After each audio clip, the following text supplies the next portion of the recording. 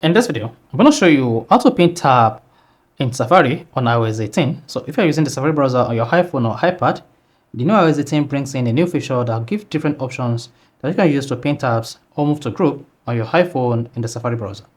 So if at the end of this video, you found this video helpful and informative, please don't forget to like and subscribe.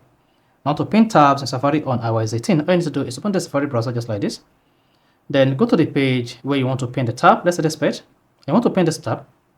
Click on this menu option here, click on that, click on the three dots at the bottom right, then scroll down until you get to tab action, and then click on pin tab. Then you should see the tab pinned on your iPhone like this. Now if you come to the menu, you should see the tab pinned. To pin another tab again, just press and hold on the tab, then click on pin tab. Now you can move all this tab to a new group.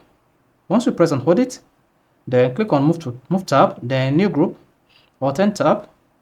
Then to pin it, just press again and pin it, and then tap on pin tab.